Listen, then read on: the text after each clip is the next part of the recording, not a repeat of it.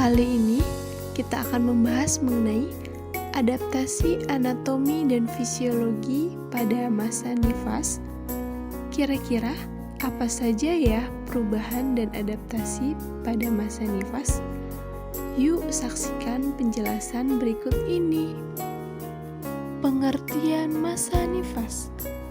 Masa nifas atau yang sering disebut sebagai istilah puerperineum adalah masa di mana setelah plasenta lahir dan berakhir ketika alat-alat kandungan kembali seperti keadaan sebelum hamil. Masa nifas berlangsung sekitar 6 minggu. Akan tetapi, seluruh alat genetal akan pulih kembali seperti keadaan sebelum hamil dalam waktu 3 bulan, menurut Prawiharjo 2013. Adaptasi anatomi dan fisiologi masa nifas. Yang pertama, ada perubahan sistem reproduksi. Setelah bersalin, tubuh ibu mengalami banyak perubahan, di antaranya rahim mengecil, serviks menutup, vagina kembali pada ukuran normal, dan payudara mengeluarkan ASI. Perubahan pada sistem reproduksi secara keseluruhan disebut sebagai proses involusi. Involusi adalah perubahan yang merupakan proses kembalinya alat kandungan atau uterus dan jalan lahir setelah bayi dilahirkan hingga mencapai keadaan sebelum hamil. Organ dan sistem reproduksi yang mengalami perubahan diantaranya yaitu 1. Uterus. Struktur uterus sebagian besar tersusun atas otot, pembuluh darah, dan jaringan ikat, serta letaknya dalam keadaan tidak hamil berada cukup dalam di panggul. Struktur ini memungkinkan terjadinya pembesaran substansial pada kehamilan saat uterus dapat dipalpasi secara abdominal seiring dengan berkembangnya janin. Aktivitas uterus selama persalinan normal melibatkan otot uterus di segmen atas uterus yang berkontraksi dan bereaksi secara sistematis. Kemudian menyebabkan pemendekan secara bertahap seiring dengan kemajuan persalinan, menurut Astuti 2015. Dalam keadaan normal, uterus mencapai ukuran besar pada masa sebelum hamil sampai dengan kurang dari 4 minggu. Berat uterus setelah kelahiran kurang lebih 1 kilogram. Akibat involusi. 1 minggu setelah melahirkan beratnya menjadi kurang lebih 500 gram. Dan pada akhir minggu kedua setelah persalinan kurang lebih beratnya 300 gram. Kemudian setelah itu menjadi 100 gram atau bahkan kurang. Perubahan sistem reproduksi selanjutnya yaitu ada after pains. After pains adalah perasaan mulas akibat relaksasi dan kontraksi yang periodik dari uterus dan menimbulkan nyeri yang bertahan sepanjang masa awal puerperineum. Nyeri atau perasaan mulas ini merupakan masalah yang serius dan jika diabaikan akan berdampak buruk bagi kesehatan ibu dan bayinya. Rasa nyeri setelah melahirkan ini lebih nyata setelah ibu melahirkan. Tempat uterus terlalu teregang, misalnya pada bayi yang besar dan kembar. Menyusui dan oksitosin bertambah, biasanya meningkatkan nyeri ini karena keduanya merangsang kontraksi uterus, menurut Kasanah dan Sulistiawati 2017. Selanjutnya yaitu ada lochea. Pelepasan plasenta dan selaput janin dari dinding rahim terjadi pada strasum spongiosum bagian atas. Setelah 2-3 tampak lapisan atas stratum yang tinggal menjadi nekrosis, sedangkan lapisan bawah yang berhubungan dengan lapisan otot terpelihara dengan baik dan menjadi lapisan endometrium yang baru. Bagian nekrotis yang keluar menjadi lochea, menurut Prawiharjo 2013. Lochea adalah ekskresi cairan rahim pada masa nifas, mempunyai reaksi basa atau alkalis yang dapat membuat organisme berkembang lebih cepat. Lochea mempunyai bau yang amis atau anyir meskipun tidak terlalu menyengat dan volumenya berbeda pada setiap wanita. Lochea ini juga mengalami perubahan pada proses involusi. Perubahan lochea tersebut diantaranya yang pertama ada lochea rubra, muncul pada hari pertama sampai kedua postpartum. Warnanya merah, mengandung darah dari luka pada plasenta dan serabut dari desi2 dan korion. Yang kedua ada lochea sanguinolenta, berwarna merah kuning, berisi darah dan lendir, terjadi ketika hari 3 sampai 7 pasca persalinan. Selanjutnya yang ketiga ada lochea serosa, yaitu muncul pada hari ke-7 sampai 14. Warnanya kecoklatan dan mengandung lebih banyak serum, lebih sedikit darah, juga leukosit dan laserasi plasenta.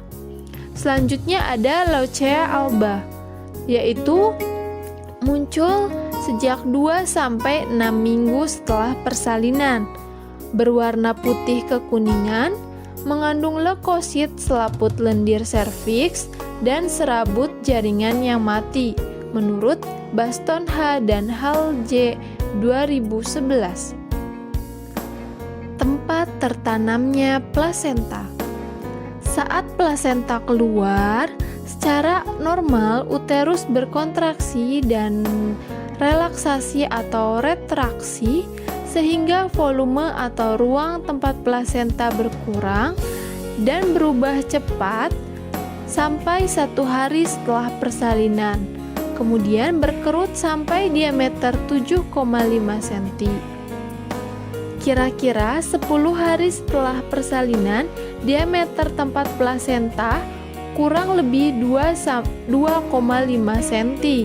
Segera setelah akhir minggu ke-5 sampai 6, epitelial menutup dan meregenerasi sempurna akibat dari ketidakseimbangan volume darah, plasma, sel darah merah.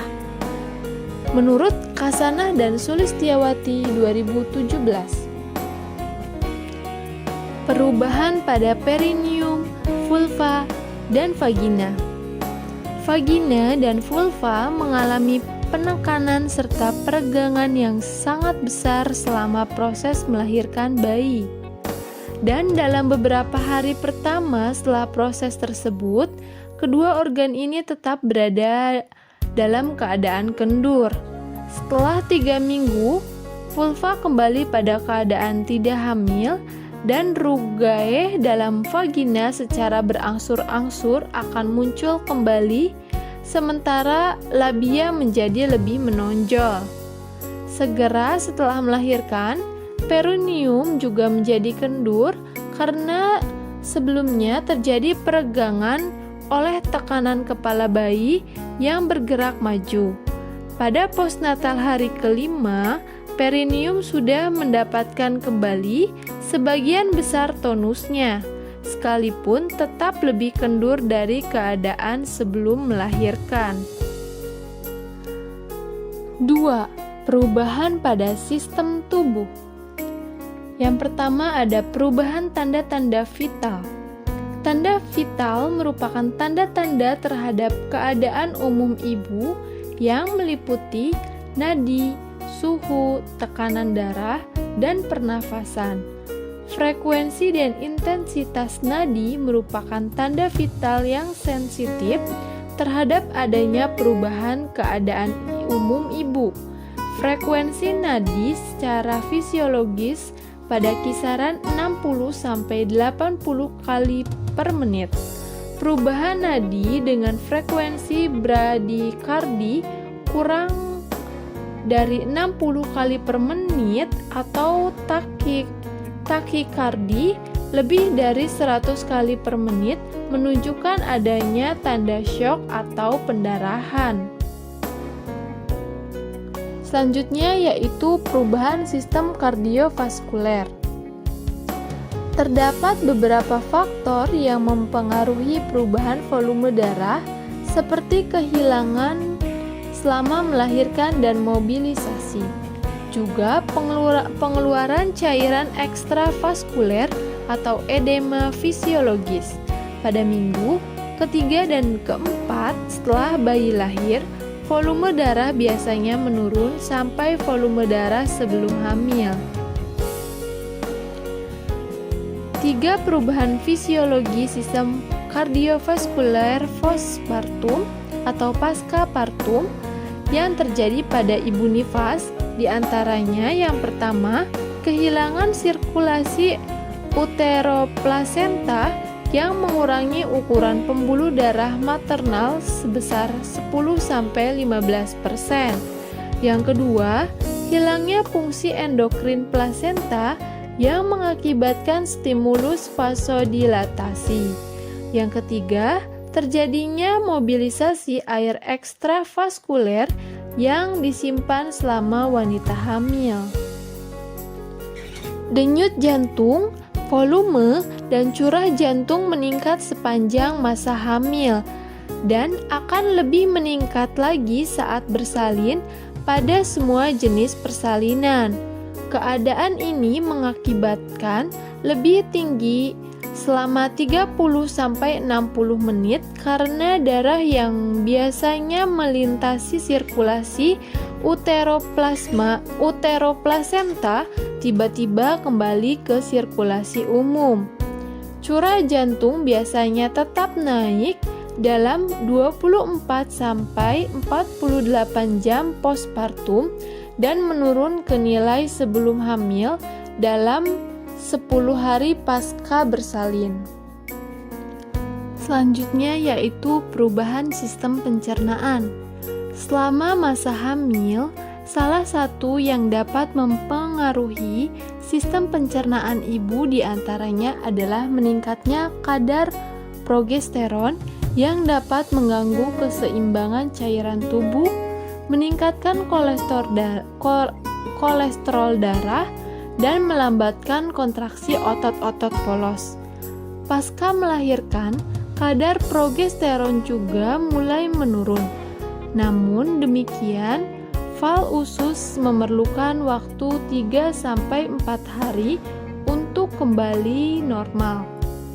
Secara fisiologis, terjadi penurunan tonus dan mobilitas otot saluran pencernaan secara bertahap dan singkat dalam beberapa jam setelah bayi lahir. Setelah itu akan kembali seperti keadaan sebelum hamil. Pada ibu, proses persalinan operasi kemungkinan keadaan ini terjadi karena pengaruh analgesia dan anesthesia yang bisa memperlambat pengembalian tonus dan mobilitas pada keadaan normal. Keadaan ini mengakibatkan ibu pasca melahirkan sering mengalami konstipasi. Perubahan sistem muskuloskeletal. Adaptasi sistem muskuloskeletal ibu yang terjadi mencakup hal-hal yang dapat membantu relaksasi dan hipermobilitas sendi, serta perubahan perut ibu akibat pembesaran uterus. Stabilisasi secara sempurna akan terjadi pada minggu ke-6-8 setelah persalinan. Perubahan sistem perkemihan. Setelah plasenta lahir, kadar hormon estrogen yang bersifat menahan air akan mengalami penurunan. Kadar ini menyebabkan diuresis. Ureter yang berdilatasi akan kembali normal dalam waktu 2-8 minggu postpartum. Pada pasca persalinan, kadar steroid menurun sehingga menyebabkan penurunan fungsi ginjal. Fungsi ginjal kembali normal dalam 1 bulan setelah wanita melahirkan. Urin dalam jumlah yang besar akan dihasilkan dalam waktu 12-36 jam sesudah persalinan. Buang air kecil sering sulit selama 24 jam pertama, kemungkinan akibat spasme sphincter dan edema leher buli-buli ureter karena bagian ini mengalami kompresi antara kepala janin dan tulang pubis selama persalinan, menurut Wahyuningsih 2018. Perubahan sistem endokrin. Setelah proses persalinan, sistem endokrin kembali pada keadaan sebelum hamil.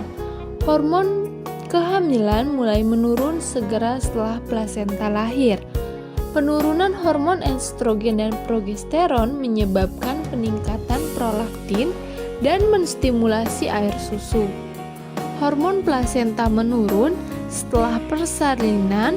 HCG menurun dan menetap sampai 10% dalam 3 jam hingga hari ke-7 sebagai omset pemenuhan mamae pada hari ke-3 postpartum. Pada hormon pituitari, prolaktin meningkat dan pada wanita yang tidak menyusui menurun dalam waktu 2 minggu. FSH dan LH meningkat pada minggu ketiga. Lamanya seorang ibu nifas mendapatkan menstruasi juga dapat dipengaruhi oleh faktor menyusui. Seringkali menstruasi pertama ini bersifat anovulasi karena rendahnya kadar estrogen dan progesteron. Setelah persalinan, terjadi penurunan kadar estrogen yang bermakna sehingga aktivitas prolaktin juga sedang meningkat dalam memengaruhi kelenjar mamae dan meningkatkan ASI. Perubahan payudara. Setelah melahirkan, ketika hormon yang dihasilkan plasenta tidak ada lagi, maka terjadi positif feedback hormon atau umpan balik positif, yaitu kelenjar pituitari yang mengeluarkan hormon prolaktin atau hormon laktogenik sampai hari ketiga setelah melahirkan. Efek prolaktin pada payudara mulai bisa dirasakan. Pembuluh darah payudara menjadi membesar, terisi darah, sehingga timbul rasa hangat.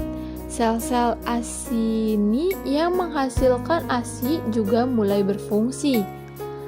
Ketika bayi mulai menghisap puting, refleks saraf merangsang kelenjar posterior hipofisis untuk mensekresi hormon oksitosin. Oksitosin merangsang refleks let down sehingga menyebabkan ejeksi ASI melalui sinus lactiferus payudara ke ductus yang terdapat pada puting, menurut Wahyuningsih 2018.